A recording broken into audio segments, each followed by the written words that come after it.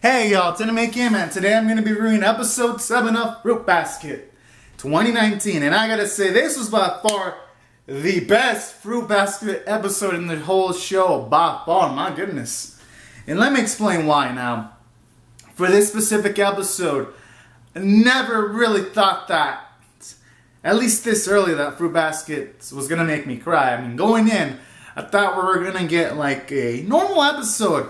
But to get an episode where we get Hatori's backstory, where he had this good relationship with this woman called Kana, and then they were happy for a period of 2 months until this motherfucker Akito was like telling these two not to get married. Then he pushes poor Hattori into a mirror, and then his eye gets scratched, and then you see Kana get traumatized, and then Kana blames herself for Hattori getting injured, and then she gets mentally ill to the point where poor Hattori has to erase memories, and then that shit made me tear up.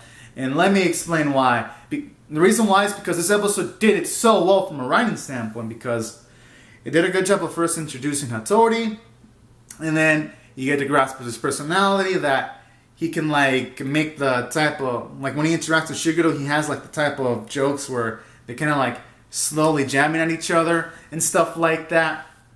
And then as the episode progresses, it does a good job of making you feel sympathy for him, because when he mentions things along the lines of, well, it wasn't necessarily him, it was the rabbit that mentioned that the reason why Hattori doesn't want Tori to hang out with Kyo and Yuki and he wants her to leave the household is because if she stays, she could get hurt just like Hana and all that kind of jazz.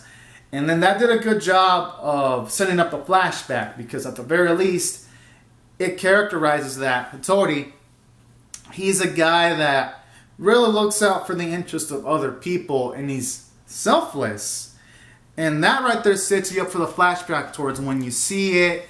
It makes you, at least for me, it made me tear up, because it made me really feel like bad for him. And it's like, damn, you really want this dude to have like, you want this dude to be in a happy living situation, and that type of stuff wouldn't have that impact if they didn't have that scene where the rabbit boy was telling Toru that he was doing this so that Toru doesn't possibly get emotionally hurt later on in the future. So that's why I thought from a writing structure, this episode did really, really well.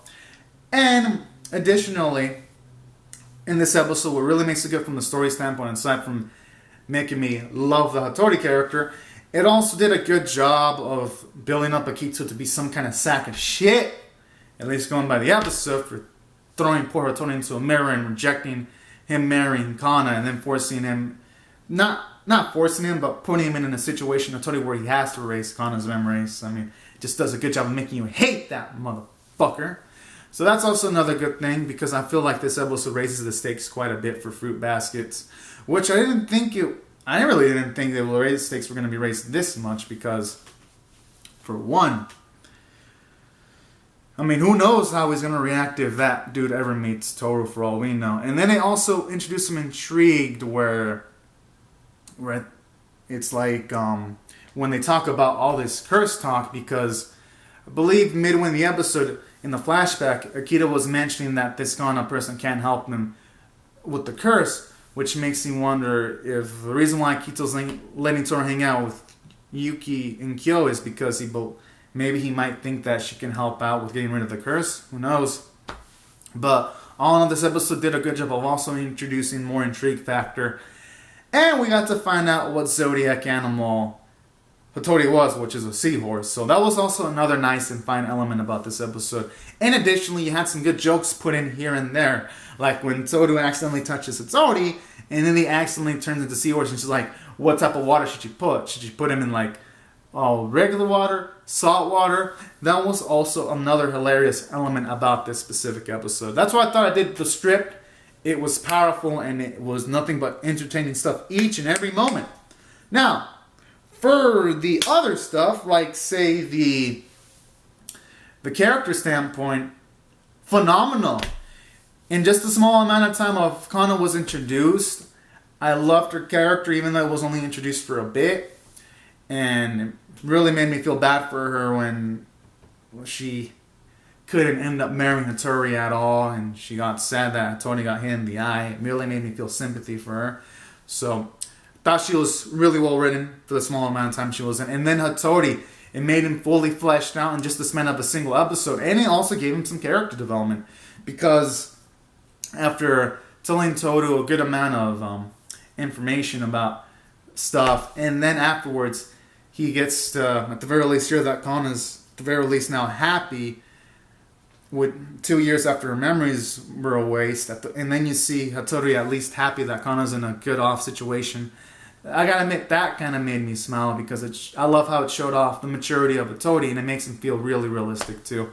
And it kind of made me tear up too a bit, because it's like, damn, really makes you want to root for this fellow. So I like that too, because this episode, it just really, really made me love that Hattori character a lot. So that's what I thought I did well from a character standpoint, because you had Hattori characterization and development in the span of a single episode, and most animes really cannot do that. And aside from that, the art animation were just absolutely fantastically gorgeous. No complaints there from the visual standpoint. And that's why, taking all these factors into consideration, I'm going to rate this episode an 11 out of 10. I just thought it was super exceptional, and I cannot wait to see more. My goodness, this anime can tug at my heartstrings at this point, and I fucking love it. So anyways, guys and gals, these are my thoughts on Fruit Basket episode 7. Comment on your thoughts in the comment section below on how you felt about the episode. Rate the video, subscribe, and I'll see you guys later if you subscribe for more, alright? Thank y'all so much for watching, everyone. Bye-bye.